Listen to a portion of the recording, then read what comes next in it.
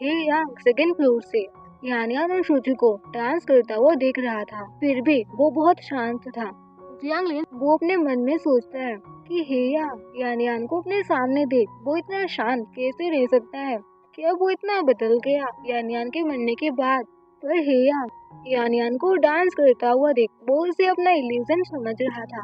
तभी जियांगलिन हे यांग से पूछता है कि वो इतना जल्दी यानियान को भूल गया। उसकी बातें पूरी करने से पहले एक पर्सन वहाँ आकर थोड़ा सरप्राइज होते हुए कहता है, देखो वहाँ पर वो पर्सन यानियान की तरह दिखता है। जब मैंने उसे साइड से देखा तो मैं श्योर नहीं था कि ये वही है, पर उसे सामने से देखो वो यानियान की तरह दिखता है ना?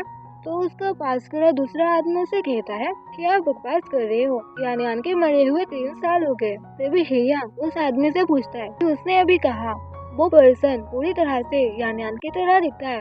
तो वो आदमी कहता है हाँ थोड़ा सा डिफरेंट, पर वो एक जैसे ही दिखता है।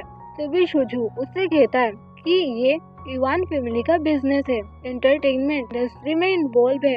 हो सकता है उन्होंने कुछ लिटिल स्टार को इनवाइट करा हो और मेकअप की वजह से वो सेम लग रहे हैं। तो हिया उस आदमी से कहता है कि अब वो भी उसे देख रहा है। ये सुन जियांगलिन बहुत ही ज्यादा शॉक्ड हो जाता है। सुनते ही वो आदमी फिर से कहता है, ये आप कैसी बातें कर रहे हैं यंग मास्टर, मुझे आपकी बातें बिल्कुल भी समझ नहीं आ रहे हैं। तो हिया उस पर्सन का कॉलर पकड़कर गुस्से में कहता है, क्या तुम उसे देख सकते हो जो मैं देख रहा हूँ? क्या तुम उसे देख सकते हो जो डांस फ्लोर पर डांस कर रहा है? तो वो पर्सन कहता है, मिस्टर ही मैं ब्लाइंड नहीं हूँ। जिसे सुन हियांग बहुत ही ज्यादा शॉक्ड हो जाता है और वो दौड़कर नीचे जाते हुए अपने मन में कहता है, मुझे पता था तुम वापस आओगे। हियांग को इतनी बुरी हालत में देख जियांगलिन को डॉक्टर इवान लाई की बातें याद आता है, जिसने उसे कहा था कि उसे उसके ब्रदर पर ज्यादा गुस्सा होना नहीं चाहिए क्योंकि उसकी हालत बहुत खराब है। गाने की एंड पर डांस खत्म होती है। यानियान और शुज डांस खत्म कर कुछ हवा लेने के लिए बाहर जाने लगते हैं।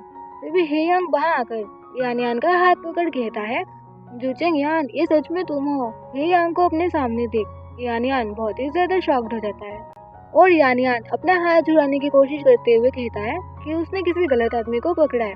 हियांग सैड होते हुए यानियान से कहता है कि वो उसके साथ वापस चले। तभी जियांगलिन और शोजू नीचे आते हैं। जियांगलिन हियांग से कहता है कि वो शांत हो जाए, वो यानियान नहीं है, वो एक्टर किन झाओ है। तो हियांग उसे कहता है वो किन झाओ नहीं है, वो यानियान ही है।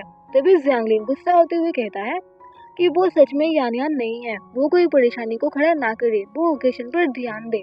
शोजो हेयांग से कहता है कि वो बहुत ड्रंक हो चुका है और उसे आराम करने के लिए वापस जाना चाहिए। तभी यानियान शोजो से कहता है, तुम्हारा फ्रेंड सच में बहुत ड्रंक है, उसे यहाँ से ले जाने में प्लीज मदद करो। शोजो एक्टर केन झाओ को, मतलब कि उनके लिए एक्टर केन झाओ, हमें तो पता है वो यानियान ही है, आमने सामने देख बहुत ही ज्यादा शॉक्ड हो जाता है क्योंकि उसे उसमें यानियान की झलक दिखती है। तभी जियांगलिन यानियान से माफी मांगता है और वो उससे कहता है कि हेयांग उसका कजिन है और वो बहुत ज्यादा ड्रंक होने की वजह से वो बकवास कर रहा है। तो यानियान कोई बात नहीं बोलकर शोजो के साथ वहाँ से जाने लगता है। शोजो यानियान से पूछती है कि वो सच में उस पर्सन मतलब कि हेयांग को नहीं पहचानता। यानियान साफ इनकार कर देता है, जिसे सुन हेयांग जोर से यानियान का नाम पुकारता है और वो दौड़कर आकर यानियान को पीछे से हक करते हुए उससे माफी मांगता है और वो उसे उसके साथ वापस चलने के लिए भीख मांगता है।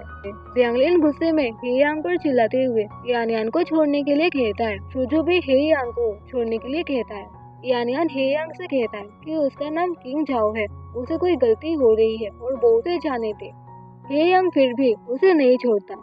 तभी शुभ आकर हेयांग का हाथ छुड़ाकर गुस्से में कहती है, अगर उसका खत्म हो गया तो वो उसे जाने दे।